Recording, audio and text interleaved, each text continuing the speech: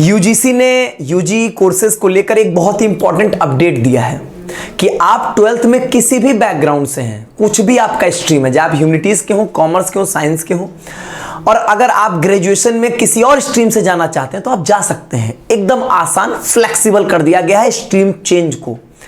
जैसा कि यहां पर आप देखोगे कि एम जगदीश कुमार जी ने खुद ट्वीट किया है कि अगर आप 12वीं में आर्ट्स या कॉमर्स है तो भी आप ग्रेजुएशन यहां पर साइंस के सब्जेक्ट से कर सकते हैं।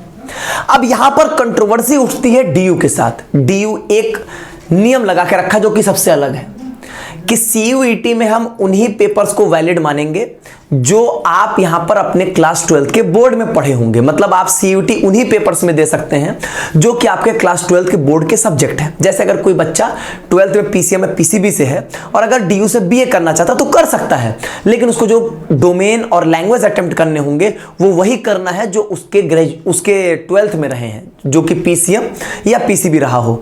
तो पीसीएम या पीसीबी से ही उसकी मेरिट बनेगी बीए के लिए। अब यहां पर तो ठीक था, अगर मैं बातचीत करूं क्या ये 12th बोर्ड वाली क्राइटेरिया क्या डीयू हटाएगा? मैं आपको एक बात समझाता हूं। डीयू ने कभी स्ट्रीम चेंज को नहीं रोका है। ये जो आज बोल रहे हैं स्ट्रीम चेंज को हम फ्लेक्सिबल कर रहे हैं, स्ट्रीम चेंज डीयू रोका भी नहीं था।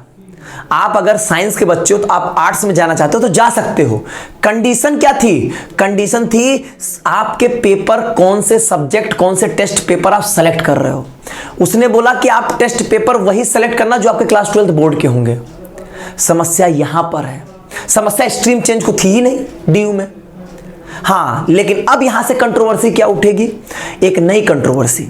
इन्होंने बोला कि अगर 12th में आर्ट्स या कॉमर्स का है तो वो साइंस में जा सकता है।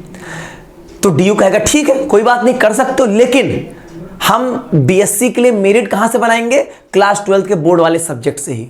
मतलब जो मेरिट बनेगी सीयूटी के टेस्ट, सीयूटी के पेपर से, वो तो कौन कौन से टेस्ट पेपर्स होंगे जो आपके 12th बोर्ड में है। इसका मतलब क्या होगा? अगर कोई बच्चा ह्यूमैनिटीज का है, हिस्ट्री, ज्योग्राफी, पॉलिटी पढ़ा है, अब यहां पर उसका जो आप मेरिट बनाओगे वो हिस्ट्री, ज्योग्राफी, पॉलिटी से बनाओगे सीयूटी में।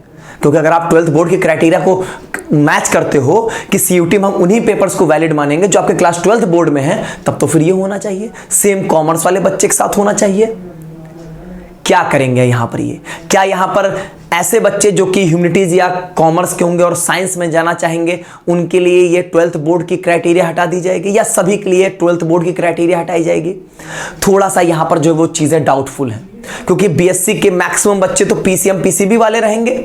कुछ बच्चे ऐसे हो सकते हैं, वैसे तो ये बहुत ही रेयरली ऐसा लगता है कि कोई ह्यूमैनिटीज में जो 12th में होगा अब ग्रेजुएशन साइंस में जाएगा, बड़ी कम संभावनाएं लगती हैं। लेकिन अगर वो कुछ बच्चे भी हो गए तो उनके लिए आप क्या करोगे? आप पीसीएम और एक तरफ हिस्ट्री, ज्योग्राफी, पॉलिटी, इनका कंपटीशन आप करवाएंगे? समझ में नहीं आता है। तो फिर ये तो बात श्योर हो जाएगी, हिस्ट्री, ज्योग्राफी, पॉलिटी वाला पक्का बीएससी का कोर्स पा जाएगा। चीजें थोड़ी सी प्रैक्टिकल नहीं लग रही हैं, कंट्रोवर्शियल है यहां पर। हम क्या करें?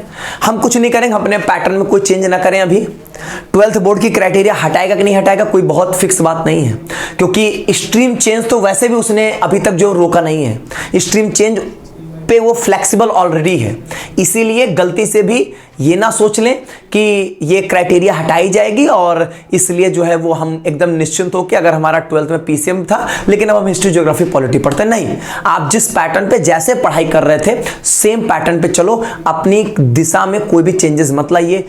चीजें जैसे ही क्लियर होंगी आपको बताया जाएगा, फिर उस हिसाब से आप यहां पर अपने तैयारी में चेंजेस ला सकते हैं, अडॉप्ट कर सकते हैं अगर हो सकेगा तो।